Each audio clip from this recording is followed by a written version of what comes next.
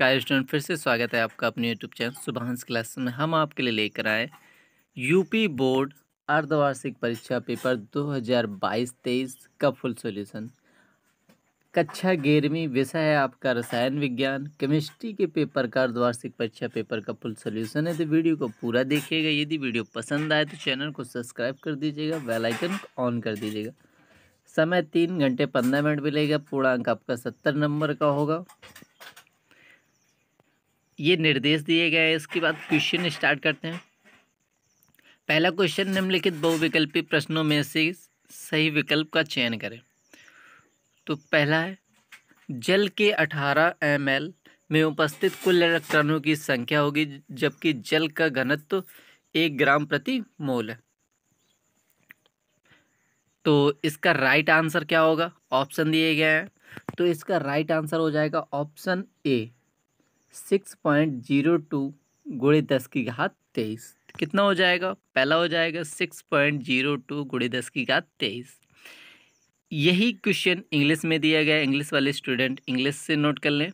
उनका भी right answer क्या हो जाएगा? पहला नंबर राइट आंसर हो जाएगा 6.02 इंटू 10⁻23।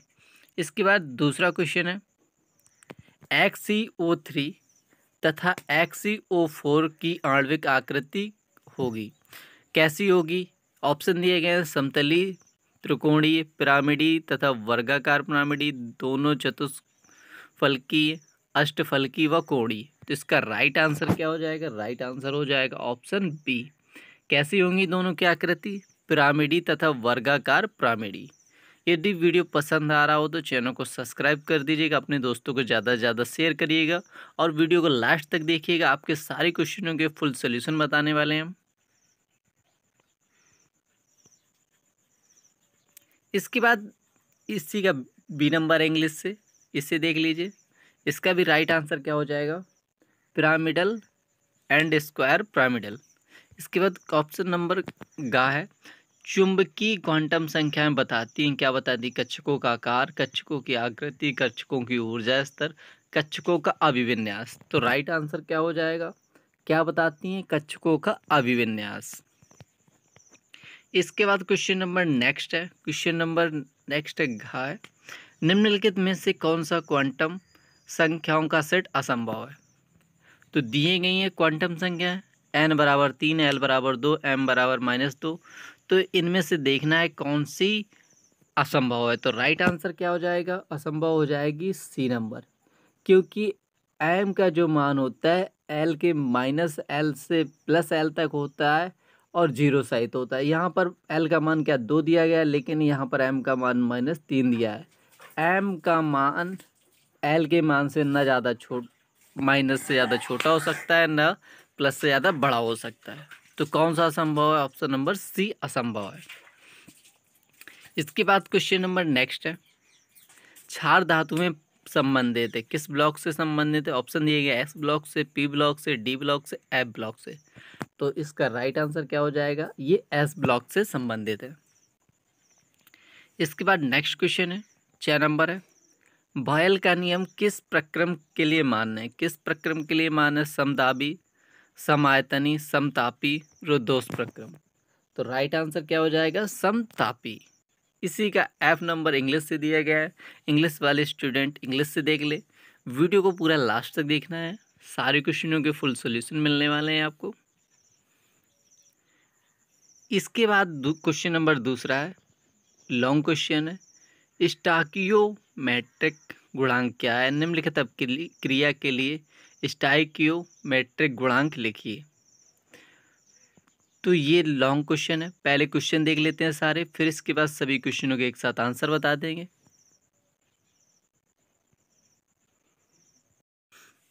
क्वेश्चन देख लीजिए, पहले सारे क्वेश्चन देख लेते हैं लॉन्ग क्वेश्चन, फिर सभी के एक साथ आंसर मिलने वाले हैं आपको। तो वीडियो को लास्ट तक देखिएगा। n+l नियम क्या है उदाहरण सहित बताइए। इसके बाद Cl- आयन के अंतिम इलेक्ट्रॉन के लिए चारों क्वांटम संख्याओं के नाम बताइए।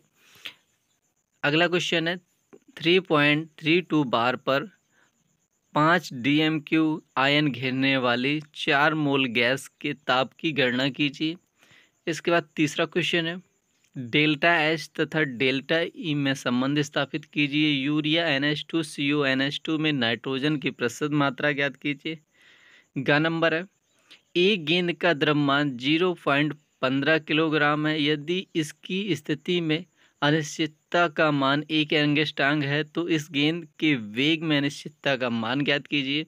तो पहले हम सारे क्वेश्चन देख लेते हैं, फिर सारे क्वेश्चनों के एक साथ आंसर दे देंगे। Na+ आयन का आकार Na परमाणु से छोटा होता है, क्यों? कारण शायद स्पष्ट कीजिए। इसके बाद क्वेश्चन नंबर नेक्स्ट है, निम्नलिखित परमाणु क्रमांकों वाले तत्वों का IUPAC नाम लिखिए। तो पहले सारे क्वेश्चन देख लेते हैं, फिर सभी क्वेश्चनों के एक साथ आंसर बताएंगे। क्वेश्चन है, ख नंबर है, सोडियम एसीटेट CH3COONA का 500 ml 0.375 मोलर सांद्रता का जलीय विलयन बनाने के लिए उसकी कितने द्रव्यमान की आवश्यकता पड़ेगी? जबकि दिया गया है CH3COONA का मोलर द्रव्यमान 82.0245 ग्राम प्रति मोल इनवर्स। इसके बाद नेक्स्ट है, बार्न हैबर चक्र को उदाहरण से समझाइए। बंद कोटि क्या है? पांचवा क्वेश्चन है, आधुनिक आवर्त नियम क्या है? वर्ग दीर्घाकार आवर्त सारणी में तत्वों का वर्गीकरण लिखिए। इसके बाद नेक्स्ट है, 17 सेल्सियस तथा 870 मिलीमीटर दाब पर किसी गैस के निश्चित द्रव्यमान का आयतन 76 मिलीमीटर है, तो मानक ताप तथा दाब पर गैस का आयतन क्या होगा? इसके बाद नेक्स्ट क्वेश्चन है, निम्नलिखित पर संक्षिप्त टिप्पणी लिखिए। फॉर्मल आवेश, अनुनाद, हुंड का नियम, डी ब्रोगली संकल्पना। नेक्स्ट क्वेश्चन है, हाइड्रोजन बंध क्या है तथा समझाइए HF का क्वथनांक HCl के क्वथनांक से उच्च क्यों होता है? तो पहले क्वेश्चन देख लेते हैं, फिर सभी क्वेश्चनों के आंसर मिलेंगे। नेक्स्ट है, संकरण क्या है? निम्नलिखित में से केंद्रीय परमाणुओं पर संकरण ज्ञात कीजिए। क्वांटम संख्याएं क्या हैं? ये कितने प्रकार की होती हैं? वर्णन कीजिए। वैस्पर सिद्धांत क्या है? इसके आधार पर H2O की ज्यामिति की विवेचना कीजिए। इसके बाद खानम निम्नलिखित पर टिप्पणी लिखिए। आपबाउ का नियम, पाउली का नियम, बॉयल का नियम, चार्ल्स का नियम, सहसंयोजक बंध का नियम। तो ये था आपका पूरा पेपर। अब देख लेते हैं सभी क्वेश्चनों के फुल सॉल्यूशन। तो वीडियो को लास्ट तक देखना है आपको। एक बार फिर से देख लीजिए, यदि किसी क्वेश्चन का आंसर छूट गया आपका बहुविकल्पीय प्रश्नों में से, तो पहले का राइट आंसर हो जाएगा 6.02 × 10⁻23। इसके बाद दूसरा क्वेश्चन था हमारा, खा नंबर था XeO4 तथा XeOF का आणविक आकृति क्रमशः कैसी होगी? तो राइट आंसर इसका ये देख लीजिए, पिरामिडी तथा वर्गाकार पिरामिडी। इसके बाद नेक्स्ट है, चुंबकीय क्वांटम संख्याएं बताती हैं। तो चुंबकीय क्वांटम संख्याएं क्या बताती हैं? कक्षकों का अभिविन्यास। इसके बाद नेक्स्ट क्वेश्चन है, घ नंबर था, निम्नलिखित में से कौन सा क्वांटम सेट असंभव है? तो राइट आंसर क्या हो जाएगा? ऑप्शन सी राइट आंसर हो जाएगा। इसके बाद नेक्स्ट था, क्षार धातुएं संबंधित है। तो क्षार धातुएं किस ब्लॉक से संबंधित है? एस ब्लॉक से संबंधित है। इसके बाद नेक्स्ट था, बॉयल का नियम किस प्रक्रम के लिए मान्य है? तो किसके लिए? समतापी के लिए मान्य है। इसके बाद था लॉन्ग क्वेश्चन, आपका 2 नंबर वाले क्वेश्चन था, स्टोइकियोमेट्रिक गुणांक क्या है? निम्नलिखित अपक्रिया के लिए स्टोइकियोमेट्रिक गुणांक लिखिए। तो इसका आंसर है, संतुलित रूप द्वारा दर्शाए गए रासायनिक समीकरण में शामिल अभिकारकों और उत्पाद प्रजातियों के गुणांकों को स्टोइकोमेट्रिक्स के रूप में जाना जाता है। तो इसका परिभाषा क्या है? संतुलित रूप द्वारा दर्शाए गए रासायनिक समीकरण में शामिल अभिकारकों और उत्पाद प्रजातियों के गुणांक को स्टोइकोमेट्रिक के रूप में जाना जाता है। तो ये हमें दी गई थी 2KClO2, 2KCl3O2। तो इस अभिक्रिया के लिए स्टोइकियोमेट्रिक गुणांक क्या होंगे? 2,2,3। इसके बाद नेक्स्ट क्वेश्चन है, क्वेश्चन नंबर था हमारा, ख नंबर था 2 नंबर का, N+L, यहाँ 1 नहीं है, N+L नियम क्या है? उदाहरण से समझाइए। तो n प्लस एल नियम के अनुसार एक नया इलेक्ट्रॉन उस ऑर्बिटल में पहले प्रवेश करता है जिसके लिए n प्लस एल का मान सबसे कम होता है। यदि दो या दो से अधिक ऑर्बिटलों में n प्लस एल का मान समान हो तो नया आने वाला इलेक्ट्रॉन उस ऑर्बिटल में प्रवेश करता है जिसका n का मान न्यूनतम होता है। इसके बाद नेक्स्ट क्वेश्चन था Cl माइनस आयन के अंतिम इलेक्ट्रॉन के चारों क्वांटम संख्याओं के नाम बताइए। तो NCl माइनस के चारों क्वांटम संख्याएं, तो n बराबर क्या हो जाएगा 3, l बराबर 1, m बराबर +1, s बराबर -। इसके बाद नेक्स्ट क्वेश्चन है 3.32 बार पर 5 dm(Q) आयन घेरने वाले 4 मोल गैस का ताप की गणना कीजिए। तो हमें क्या दिया है, P बराबर दिया गया है 3.22, V बराबर दिया गया, आयतन दिया गया है हमें 5, N बराबर दिया गया है 4 मोल। तो गैस का समीकरण क्या होता है, PV बराबर nRT। तो हमें T का मान निकालना है, तो T को एक साइड रखेंगे और दोनों को साइड ले जाएंगे तो PV/NR आ जाएगा। सबके मान रख देंगे, P का मान कितना रख देंगे 3.22 गुणे 5, 4/0.083। जब हल करेंगे तो राइट आंसर कितना आ जाएगा, T बराबर 48.49 के। तो ये आपका राइट आंसर है, इसे नोट कर लीजिए, ये आपका राइट आंसर है। सारे क्वेश्चनों के आपके आंसर मिलेंगे, तो बस आपको वीडियो को पूरा देखना है। ये तीसरा क्वेश्चन है, ये आपको होमवर्क पे करना है। इसका ख नंबर देख लीजिए, यूरिया NH2CONH2 में नाइट्रोजन की प्रतिशत मात्रा ज्ञात कीजिए। तो यूरिया क्या है, NH2CONH2। तो यूरिया का अणुभार क्या हो जाएगा, 2 गुणे N का अणुभार,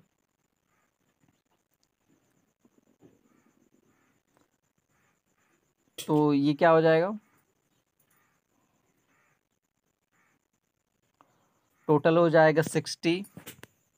अब नाइट्रोजन की प्रतिशत निकालनी है हमें, तो 2 गुणे 14/60 और प्रतिशत निकालनी है तो 100 कर देंगे तो क्या आ जाएगा 46.67। तो राइट आंसर क्या हो जाएगा, नाइट्रोजन की प्रतिशत कितनी हो जाएगी 46.67। इसके बाद नेक्स्ट क्वेश्चन है, क्वेश्चन नंबर गाय, एक गेंद का द्रव्यमान 0.15 किलोग्राम है। यदि इस स्थिति में अनिश्चितता का मान 1 एंगस्ट्रॉम है तो इस गेंद के लिए अनिश्चितता वेग का मान बताइए। तो हमें दिया गया द्रव्यमान दिया गया 0.15 किलोग्राम, डेल्टा यू दिया गया हमें, वेग अनिश्चितता है, डेल्टा एक्स क्या दिया गया 10⁻10 मीटर दिया गया। तो प्लांक का नियतांक का मान क्या होता है 6.626 इंटू 10⁻34। तो अनिश्चितता के अनुसार क्या होता है, delta U into delta x बड़ा होता है या बराबर होता है H/4πm के। तो सबके मान रख देंगे, जब हल करेंगे तो राइट आंसर आ जाएगा 3.52 गुणे 10⁻24 मीटर प्रति सेकेंड। तो ये आपका क्या है, ये आपका राइट आंसर है, इसे नोट कर लीजिए। इसके बाद नेक्स्ट है हमारा घ नंबर है, Na+ का आयन का आकार Na परमाणु से छोटा होता है, क्यों कारण शायद स्पष्ट कीजिए। Na+ आयन का आकार Na परमाणु से छोटा इसलिए होता है क्योंकि Na परमाणु से जब एक इलेक्ट्रॉन बाहर निकाला जाता है तब Na+ बनता है। जब एक इलेक्ट्रॉन निकाल दिया जाता है तो प्रोटॉनों की संख्या इलेक्ट्रॉनों की संख्या से अधिक हो जाती है, जिससे प्रोटॉन बाहरी कक्षा को अधिक बल से अंदर की ओर आकर्षित करते हैं, जिससे Na+ का आकार छोटा हो जाता है Na परमाणु की अपेक्षा। इसके बाद नेक्स्ट है क्वेश्चन नंबर, निम्नलिखित परमाणु के IUPAC नाम बताने हैं। इसके बाद नेक्स्ट है ख नंबर है, सोडियम एसीटेट CH3COONA का 500 मोल 0.375 मोलरता सांद्रता का जलीय विलयन बनाने के लिए उसमें कितने द्रव्यमान की आवश्यकता होगी। तो इसका राइट आंसर देख लीजिए, CH3COONA मोलर द्रव्यमान दिया गया 82.0245 और आयतन दिया गया हमारे 500 ml। तो आयतन को लीटर में बनाएंगे तो 1000 का भाग दे देंगे तो क्या आ जाएगा 1/2 लीटर। मोल दिया गया हमें 0.375 मोल प्रति लीटर। तो एम विले के मोल बटे विलयन का आयतन लीटर में। तो मोल क्या होता है, विले के मोल बटे विलयन का आयतन लीटर में। तो विले के मोल बराबर क्या होता है, भार बटे परमाणु भार। तो रख देंगे मोल बराबर क्या हो जाएगा, विले के मोल की जगह भार बटे परमाणु भार बटे विलयन का आयतन लीटर में। सबके मान रखेंगे 0.375 भार बटे 80.02 और बटे 1/2। जब इसको हल करेंगे तो भार का मान निकालना है। तो भार बराबर क्या आ जाएगा 15.3795 ग्राम। क्या आ जाएगा 15.3795 ग्राम आ जाएगा। तो ये हमारा क्या है, राइट आंसर है। इसके बाद नेक्स्ट क्वेश्चन देखते हैं।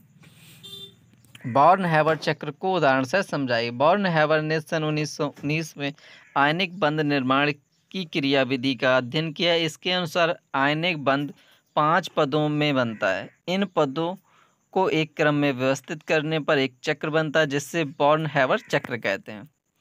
इसके बाद नेक्स्ट है, बंध कोटि क्या है, निम्नलिखित में बंध कोटि बताइए। तो बहुत सी वस्तुएं, व्यक्तियों या कार्यकर्ताओं को उनके महत्व, विकास क्रम, वेतन आदि के अनुसार अलग अलग कोटियों में बांधना या स्थान देना आदि बंध कोटि कहलाता है। इसके बाद क्वेश्चन नंबर 5 है। पहला क्वेश्चन है का नंबर, आधुनिक आवर्त नियम क्या है, दीर्घाकार आवर्त सारणी के तत्वों का वर्गीकरण कीजिए। आधुनिक आवर्त नियम, आधुनिक आवर्त नियम कहता है तत्वों के रासायनिक और भौतिक गुणधर्म उनके परमाणु संख्याओं के आवर्ती फलन होते हैं या परमाणु क्रमांक के आवर्ती फलन होते हैं। आवर्त सारणी यह रासायनिक तत्वों की एक तालिका है जो परमाणु संख्या के क्रम में इस प्रकार व्यवस्थित है कि समान परमाणु संरचना वाले तत्व ऊर्ध्वाधर स्तंभ में प्रदर्शित होते हैं। समूह एवं आवर्त तत्वों के परमाणु भार में वृद्धि में क्रमबद्ध करने पर क्षैतिज कतारें प्राप्त होती हैं जिन्हें आवर्त कहते हैं। आवर्त नियम के अनुसार तत्वों को परमाणु भार की वृद्धि क्रम में क्षैतिज कतारों में सज जाने पर समान गुण वाले तत्व एक ही ऊर्ध्वाधर कॉलम में उपस्थित रहते हैं। इन्हें वर्ग या ग्रुप कहते हैं। आवर्त सारणी के ऊर्ध्वाधर कतारों को समूह या वर्ग कहा जाता है। तत्वों के वर्गीकरण की दृष्टि से समूह को सबसे महत्वपूर्ण माना जाता है। कुछ समूहों में समान तत्व गुण दर्शाते हैं। इन तत्वों के नाम क्षारीय तत्व, क्षारीय पार्थिव धातु, हैलोजन, निकोटीन, चैल्कोजेन और अक्रिय गैस।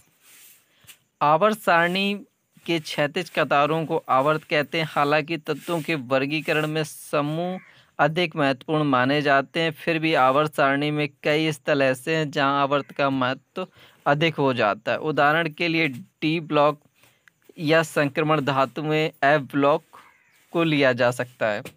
इसके बाद क्वेश्चन नंबर खा है 17 सेल्सियस तथा 870 mm दाब पर किसी गैस की निश्चित द्रव्यमान का आयतन 76 मिलीमीटर, तो मानक ताप और दाब पर गैस का आयतन क्या होगा।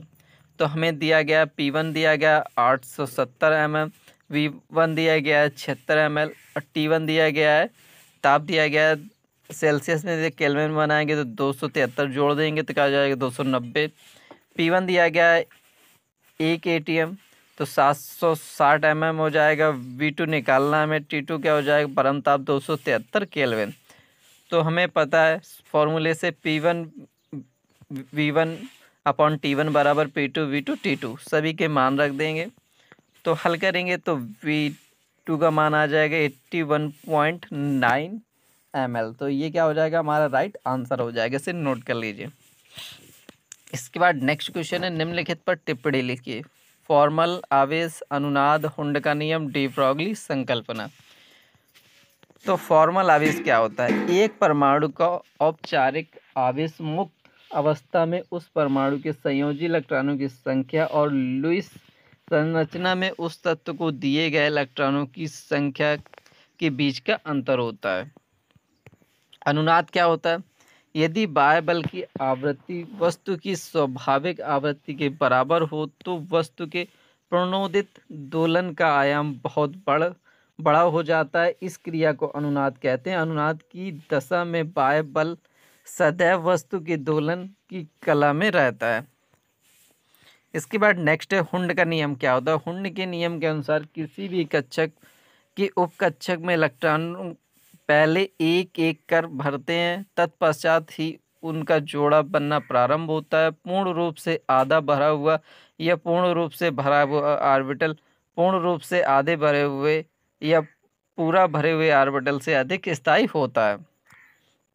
इसके बाद डी ब्रॉगली संकल्पना क्या? डी ब्रॉगली ने बताया कि गतिशील कण सदैव तरंग की भांति व्यवहार करता है। जैसे जब कोई द्रव कण इलेक्ट्रॉन प्रोटॉन गतिशील अवस्था में होता है तो वह तरंग की भांति व्यवहार करता है।